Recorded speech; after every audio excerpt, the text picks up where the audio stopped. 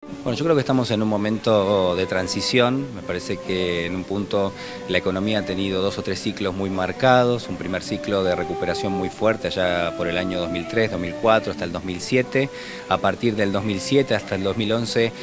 donde de alguna manera toma como referencia lo que había sido el ciclo anterior, se capitaliza y aprovecha un poco ese capital que tenía, es decir, el fuerte crecimiento de algunos sectores, el ahorro de otros sectores y sobre todo la inversión. Y a partir de ahí, un camino de retroceso no muy marcado, es decir, a partir del 2011 con una economía que se fue cerrando de a poco, con un sector externo, es decir, exportaciones e importaciones que fueron disminuyendo a partir de lo que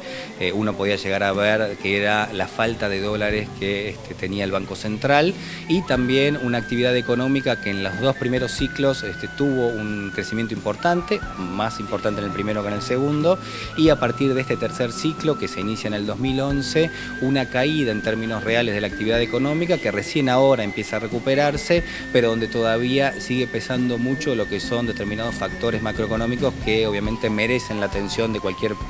persona y cualquier funcionario que haga política económica, como ser el tipo de cambio. Hay que prestar mucha atención, también lo que tiene que ver con las condiciones en las cuales están trabajando las economías regionales y por supuesto también lo que es la inflación, cómo la inflación termina perjudicando muchas veces al propio gobierno, que necesita cada vez más recursos, no solo para sostener lo que es el gasto público, sino también para tratar de reactivar la economía, y eso genera nuevamente presión sobre los precios. Claro, indudablemente, bueno, muchos puntos para analizar, uno lo decías, de hecho el gobierno ha planteado siempre que inflación más consumo es una herramienta utilizable, sin embargo hoy estamos en un proceso inflacionario importante con el consumo parado, ¿no? Sí, a ver, ahí la cuestión central es que la inflación te termina generando algún tipo de política que va a contramano de lo que es el crecimiento económico. Es decir, si vos como gobierno lo que querés es generar crecimiento y no tenés dadas las condiciones, muchas veces lo que tratás de hacer es subir el gasto público para ir a contramano de lo que es el ciclo, en este caso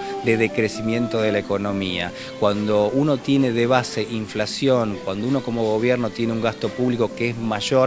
que el ingreso, es decir, lo que pasa en cualquiera de nuestros hogares, nosotros gastamos más de lo que ingresa. Eso uno tiene pocas formas de financiarlo, es decir, por un lado o vendés algo que tenés, o gastás menos, o pedís prestado. La opción en muchos casos del gobierno había sido, en el segundo ciclo de la presidente Cristina Fernández, financiarse con lo que eran las cajas de dentro intrasector público, es decir, se le pide prestado al Banco Central, se le pide prestado al ANSES y de esa manera se financia. Ahora, eso empieza a experimentar un tope, es decir, un límite. A partir de este momento el gobierno empieza a pensar más en el endeudamiento externo nuevamente, y eso obviamente lleva a analizar y a diagnosticar que uno va a necesitar otro tipo de políticas económicas más adelante, porque obviamente ya sabemos a dónde nos conduce un fuerte endeudamiento externo.